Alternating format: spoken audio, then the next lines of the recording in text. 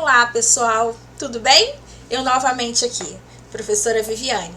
Vamos falar sobre métodos quantitativos aplicados à contabilidade. Antes de adentrar no tema, eu quero trazer para vocês aqui, o meu mais novo recebido, né? Já que vocês me influenciaram, né, a virar professora digital, tá aqui. E eu vou mostrar para vocês, ver se dá para enxergar aqui. Acho que não. Métodos quantitativos aplicados à contabilidade. Acho que assim fica mais fácil. Para quem quiser adquirir, sugiro, recomendo. Tá? O autor é o Adriano Toledo Pereira. É um livro que traz várias aplicações à contabilidade.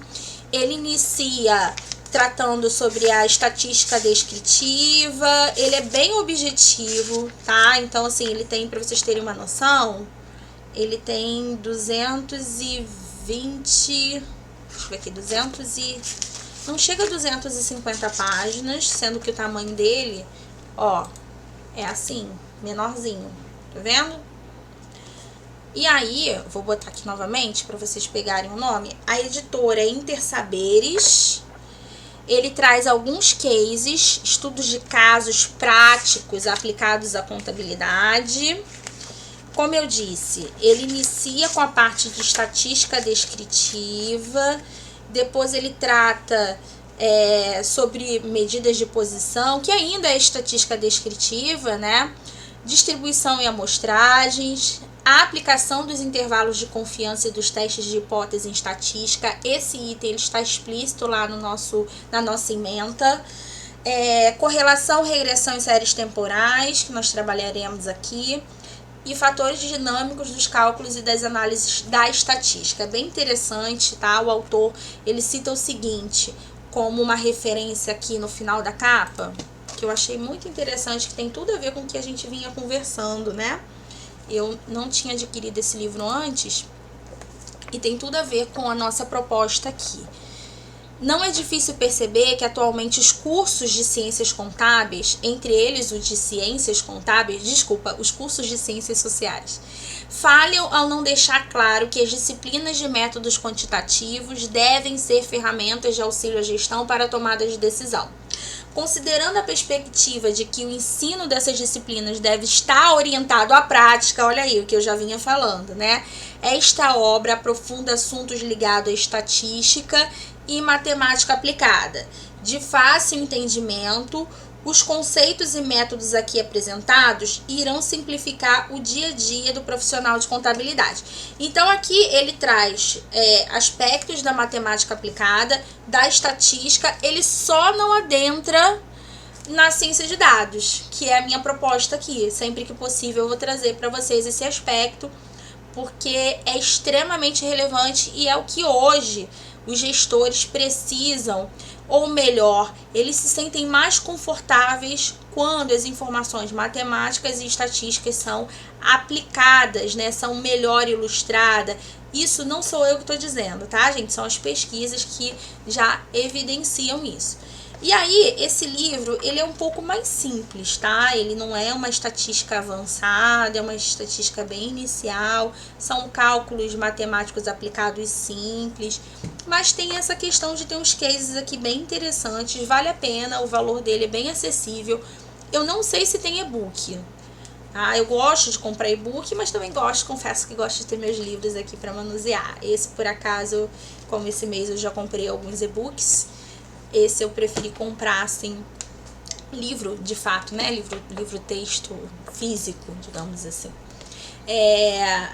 Para que você tenha um nível de profundidade maior, caso você tenha se interessado, esteja se interessando, quer seguir aí por alguma área, quem sabe de análise de balanço, análise de maneira geral, né? Dentro da contabilidade, eu recomendo ele no momento inicial, mas certamente você vai precisar de outros materiais mais aprofundados. Tá ok? Então vamos à aula de hoje. Os nossos slides, esses slides aqui, estão lá na plataforma AVA para vocês acompanharem. Eu também deixei para vocês 2 artigos. Esses 2 artigos é para leitura dirigida. Lá eles trabalham os aspectos que a gente vai teorizar, ou melhor, apresentar a teoria para vocês, tá? Então, o passo a passo da aula de hoje será a apresentação da teoria. Depois, vocês irão ter 2 artigos disponíveis para leitura e reflexão. E aí, na próxima aula, nós iremos fazer o exercício aplicado. Eu preciso que vocês visualizem como se dá a aplicação do método Lagrange, que é o que efetivamente nós vamos trabalhar hoje. Para chegar até aqui, nós tivemos que rememorar a matemática aplicada. E eu tive que passar para vocês todo o aspecto de funções, derivadas, tive que rememorar tudo isso, porque embora eu acredite que a maioria de vocês já tenham conhecimento, é algo que depois que ingressa na graduação de contabilidade a gente não utiliza com tanta frequência, tá ok? Então valeu bastante a pena a gente ter feito aí essa lembrança, essa revisão, digamos assim, desses conteúdos. Então vamos aos slides. Aplicabilidade prática sempre, né, o nosso objetivo. Essa é uma disciplina extremamente relevante. E aí, o que é otimizar? Bom, essa pergunta eu me faço todos os dias assim que eu acordo. Como otimizar meu tempo? Como melhorar meu tempo? Quais escolhas são mais adequadas? O que fazer primeiro? O que priorizar? Isso é possível ser visto e visualizado já no nosso dia a dia, né? E não é diferente, olha aqui para mim, não é diferente com relação às organizações. As organizações, elas têm uma série de escolhas a fazer no dia a dia. Muitas delas, inclusive, no único dia. Os gestores precisam a todo momento tomar decisões. E essas decisões, elas têm que ser embasadas em algo. E o maior dilema de um gestor é: será que a minha decisão é a mais adequada? Eu trabalho com auditoria, então eu vejo e eu sempre costumo, né, falar para os gestores, inclusive, que sentar na cadeira de gestor é muito difícil, porque ser gestor é fazer escolhas.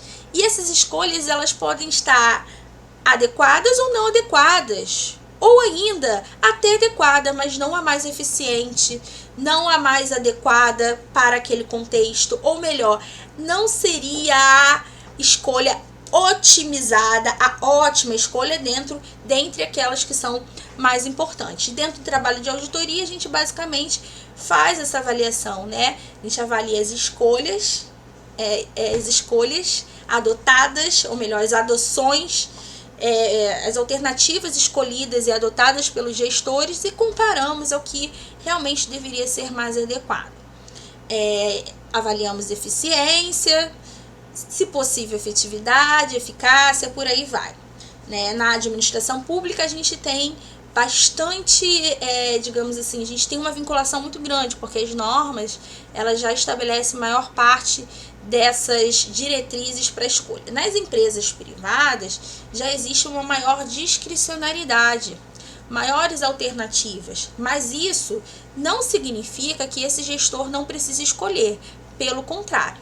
Aí é que está, ele tem uma gama maior de opções e de alternativas. Então, otimizar, né, escolher o que é melhor dentre as alternativas, é um problema que perpassa não só o dia a dia das organizações, como também nós, como pessoas físicas, sabemos e sentimos na pele. Como seria bom se de manhã eu acordasse e alguém dissesse: Viviane, tá aqui o roteiro de tudo que você tem que escolher durante o dia para que seu dia seja ótimo, para que essas escolhas sejam as melhores. E imagine você, como profissional de contabilidade, sendo esta pessoa que entrega para o gestor essas opções baseadas em dados, informações, né, análises que você fez embasada em algo concreto. Imagina como esse gestor vai se sentir. Não é à toa que hoje em dia existem profissões aí, né, pessoas que têm se dedicado à área de coaching. Há quem critique, mas basicamente o que essas pessoas fazem é: olha, adotei essa e essa alternativa, obtive os melhores resultados. Então, se você fizer isso dentro dessas alternativas, eu entendo que o seu resultado será otimizado. E não são poucos que têm recorrido a esse tipo de profissional. E você, dentro da contabilidade? Como é que você pode ser essa pessoa que aponta os caminhos para otimização? Então, fica aí já a minha primeira pergunta, que é uma reflexão para todos nós, para mim e para vocês. Depois a gente vai conversar um pouquinho sobre isso. Guarde, anote, não vamos esquecer, porque é o principal dessa aula. Que você consiga olhar para tudo que a gente for conversar aqui e já pensar em algumas soluções, seja se você está no estágio, seja se você já está pensando em abrir seu próprio negócio, seja se você quer ir para o caminho acadêmico, para a área acadêmica, então qual pesquisa, como utilizar os métodos aqui que eu vou apresentar para vocês, ou melhor, esse método específico, e por aí vai. Então, pessoal, voltando aqui.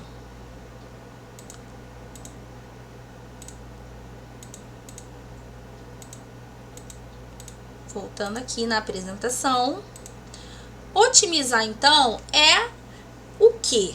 Eu trouxe aqui para vocês uma definição. A essência da otimização é melhorar algo em um conjunto de alternativas disponíveis. Ou seja, todos os dias nos deparamos com essa necessidade, nós e as empresas.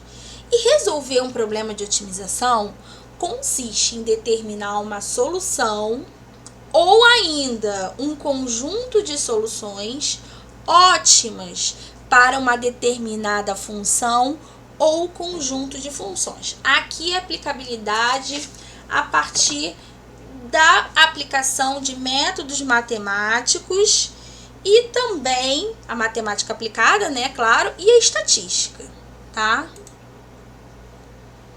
Então, a otimização com restrições tem sido adotada pelas empresas, principalmente na área industrial, mas não somente isso, na área produtiva.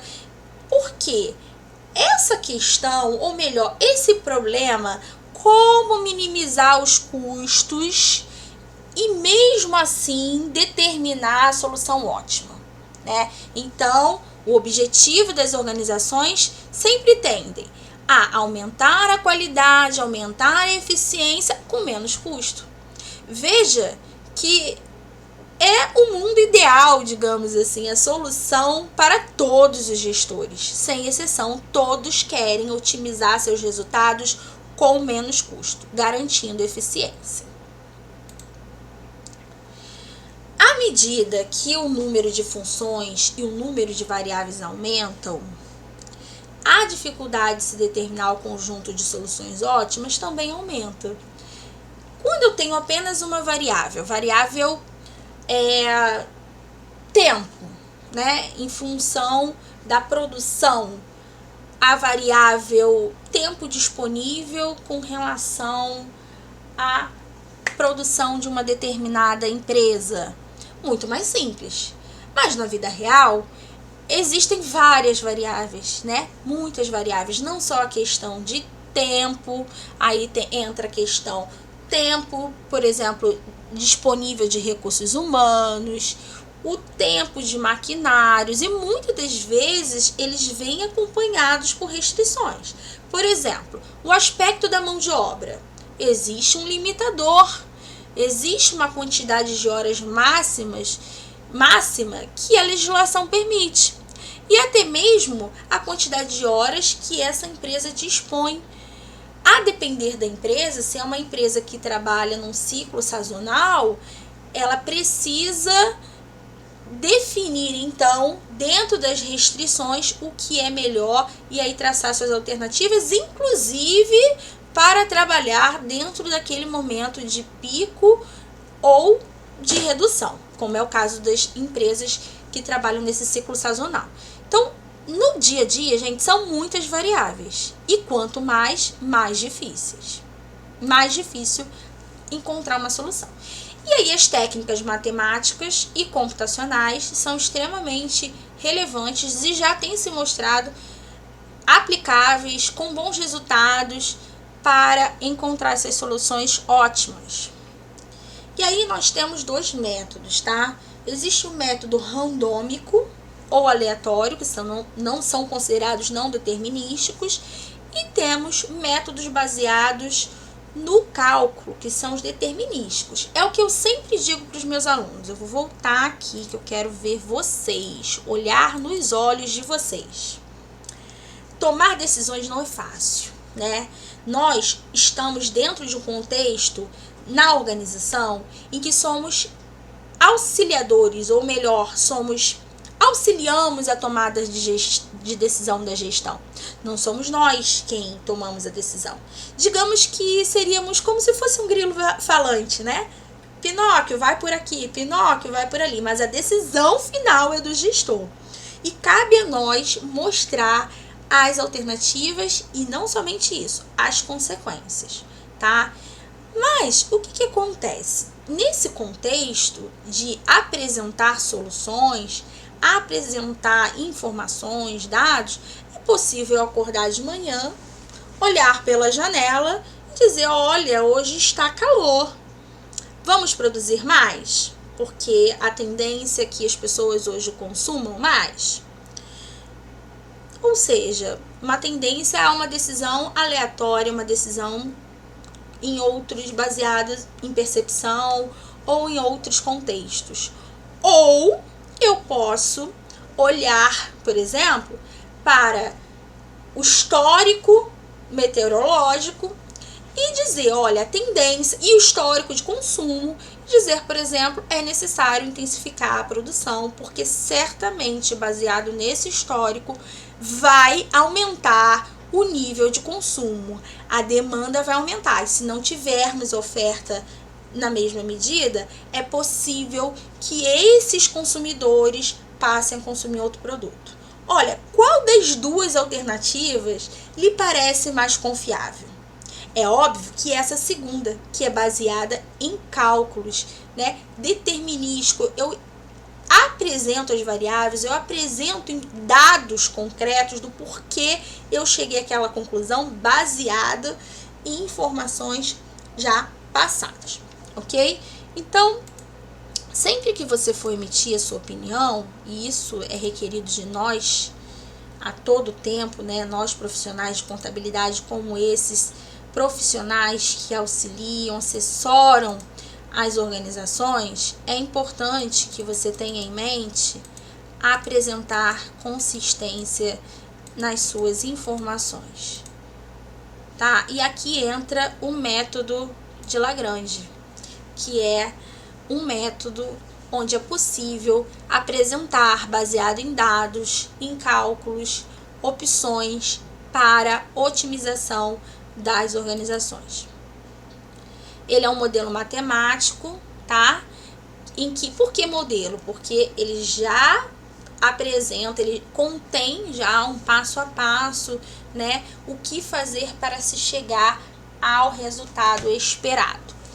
É um modelo matemático, que é uma descrição matemática, que frequentemente é utilizada por meio de uma função, de uma equação. Por isso, nós relembramos o que é função. Se você não lembra, volta lá na aula, relembra, é bem rapidinho, vai ser de grande valia para você.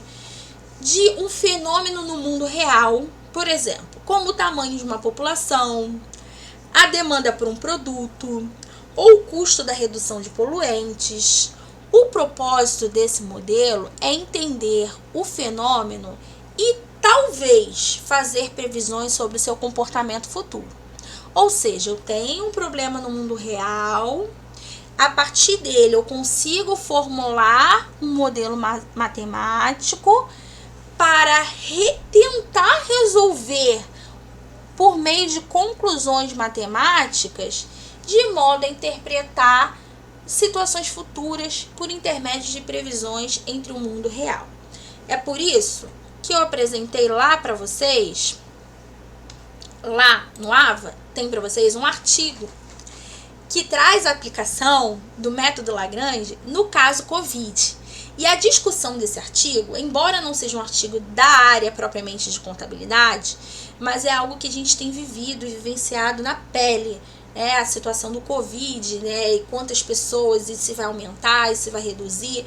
Então, eu já tinha dito isso em outras aulas para vocês. Muitas das vezes olhar para essas aplicações na área da saúde ajuda com que a gente veja com mais concretude a aplicação e ajuda a gente a fazer essas conexões para aplicar na nossa área também.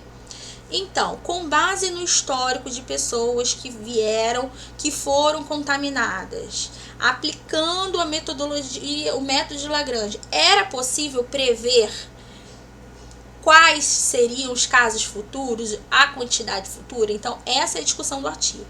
Eu preciso que vocês leiam, olhem, critiquem, e aí você vai saber qual é a conclusão, se é aplicável ou não. Ora, lá atrás, gente, era a grande questão. Como otimizar os recursos existentes? As empresas. Recursos escassos, pessoal escasso. Dependendo da área, impossível trabalhar remoto, tendo a necessidade de presença. Em outros casos não, é possível trabalhar remoto, né? Em alguns casos, muitas empresas fecharam, outras cresceram. E aí, o que saber, como saber se esse cenário vai continuar, vai diminuir, quando vai aumentar? Imagina as empresas que estavam fornecendo insumos. Se há uma produção acima da demanda, que foi crescente, né? O que fazer depois? Essa empresa vai desperdiçar. Então, conhecer essa tendência, por exemplo, do Covid é extremamente relevante, continua sendo relevante para a tomada de decisões. Para o poder público, se vai abrir ou se vai fechar. Para a empresa, se vai contratar mais ou se vai demitir. Se vai produzir mais ou se vai produzir menos. Tiveram ramos que tiveram que ser aquecidos, outros tiveram que diminuir. Algumas pessoas tiveram que, inclusive, optar e chegaram à conclusão que a melhor alternativa, a alternativa ótima, era fechar os seus negócios, porque os custos ficariam, por exemplo, acima das suas receitas, tá? O custo fixo em geral, por conta dessa limitação. Então, leiam o artigo, é um artigo extremamente relevante. Eu quero que vocês vejam primeiro a aplicação prática. É possível prever? E aí, como eu falei para vocês, o cálculo vem numa segunda etapa. Porque o fazer, a gente já tem muitos instrumentos, tá? A gente tem instrumentos, inclusive, que temos o Python que ajuda, o próprio R que eu já citei para vocês. Até o Excel, gente, pode ajudar a gente com alguns cálculos, tá? Até o Excel, que é bem acessível a todos, muitos já conhecem, já utilizam. Então, mais importante agora é vocês centrarem nessa questão. Voltando lá, então, voltando à nossa questão. O outro também fala, essa questão da otimização, ela é bastante comum com a questão dos custos, tá, gente? Isso é muito comum, eu já falei. Tem um outro artigo que apresenta um caso prático, tá? Então, eu quero que vocês avaliem esses dois artigos. E eu vou falar um pouquinho do Lagrange. O Lagrange, esse método, né, que tem esse nome, Lagrange, é por conta do Lagrange, que foi nascido na Itália, com pai francês e mãe italiana. Ele foi uma criança prodígio e se tornou professor em Turim na idade de 19 anos. Lagrange fez grandes contribuições à teoria dos números, à teoria das funções, à teoria das equações e às mecânicas analítica e celeste. Em particular, aplicou o cálculo na análise da estabilidade do sistema solar. A convite de Frederico o Grande, ele sucedeu Euler na Academia de Berlim e após a morte de Frederico, Lagrange aceitou o convite do rei Luís XVI para viver em Paris, onde lhe foi dado um apartamento em Louvre. Lá tornou-se um professor da École Polytechnique. A respeito das armadilhas da fama e da luxúria, ele era um homem bondoso e quieto, que vivia somente para ciência, tá? Então, assim, vejam que a nossa grande dificuldade hoje, pessoal, é que esses métodos, eles nascem, surgem para resolver problemas relacionados à natureza, né, as ciências da natureza em geral, e há uma necessidade de aplicação para outros problemas hoje existentes no contexto das organizações. E é possível aplicar. Mas para isso, eu e você precisamos conhecer esses métodos, porque seremos nós a proporcionar esse tipo de instrumento tão valioso para as organizações. O instrumento está aí, é igual conhecimento. Se você não utilizar, como alcançar o resultado esperado, tá? Então, tem 2 artigos, um que aborda o método sendo aplicado no contexto de negócios relacionado a custos e outro relacionado à previsão dos casos de Covid, que indiretamente também está relacionado à área de negócios, porque a área de negócios também precisa de informações de contextos gerais para tomar as suas decisões ótimas, tá? Então leiam lá e depois a gente volta a conversar sobre a pergunta que eu fiz aqui, né? Se você seria interessado em conhecer a melhor alternativa ótima dentre as existentes. E se ao saber delas, o que é mais confiável? Aquela que é baseada no eu acho ou aquela que é baseada em dados, numa análise que apresenta evidências de onde, né, de onde foi retirado isso, por que se chegou a essa conclusão, tá bom? Então, até a próxima aula, espero vocês. Um abraço!